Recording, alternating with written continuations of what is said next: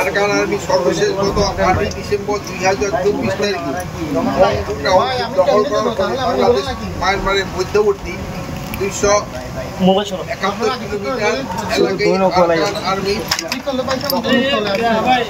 2017 সালে বাংলাদেশ আশ্রয় দেওয়া হয় প্রায় 10 রোহিঙ্গা।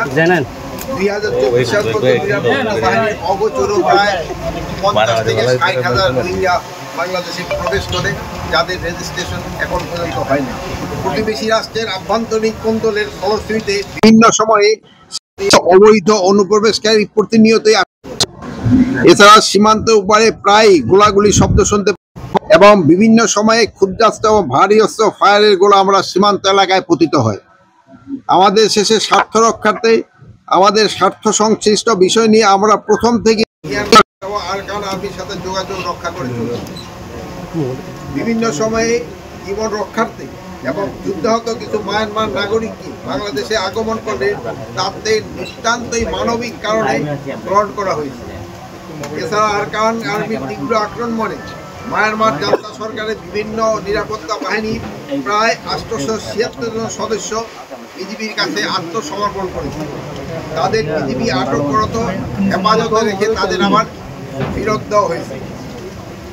বর্তমান পরিস্থিতিতে আলোকে দেশ মাতৃকার সার্বভৌমত্ব রক্ষায় সীমান্তবাসী নিরাপত্তা নিশ্চিতকরণে বিজিবি এবং অন্যান্য বাহিনী সর্বোচ্চ পেশাদারিত্বের সাথে দায়িত্ব পালন করে চলছে। আমি আপনাদের মাধ্যমে সীমান্তবাসী ও দেশবাসীকে জানাতে চাই, আপনাদের ভয়ের কোনো কারণ নেই। সীমান্ত সম্পূর্ণভাবে আমাদের নিয়ন্ত্রণে রয়েছে এবং আমার যে কোনো পরিস্থিতি মোকাবেলা করার জন্য আমরা প্রস্তুত রয়েছি। ইতিমধ্যে মায়ানমার সীমান্তে সকল বিউপিতে জনবল বৃদ্ধি করা হয়েছে এবং অন্যান্য বাহিনীরও জনবলও বৃদ্ধি করা হয়েছে। নাফ নদীতে টহল তৎপরতাও বৃদ্ধি করা হয়েছে।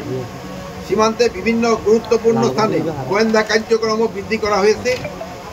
বিজিবি রাত 24 ঘন্টা সার্বক্ষণিক টহল এবং কোস্টগার্ড, আনসার এবং অন্যান্য পুলিশ তারাও কিন্তু সার্বক্ষণিক টহল জারি রাখছে। সব বাহিনীর এই আন্তরিক এবং অক্লান্ত প্রচেষ্টা করে রক্ষার্থে মরিয়া হয়ে অসাধু বাংলাদেশি দালাল চক্রের সহায়তায় কিছু সংখ্যক রোহিঙ্গা কিন্তু বাংলাদেশে প্রবেশ করছে। আপনারা এই দালাল চক্রকে যেইভাবে হোক আপনারা প্রতিহত করতে হবে এবং আপনারা এই ব্যাপারে আমাদের সাহায্য করবেন। আপনাদের সাহায্য ছাড়া এটা করা খুব ডিফিকাল্ট হয়ে যায়, যেহেতু আপনারা জানেন এরা কোন সময় কোন দিক থেকে আসে।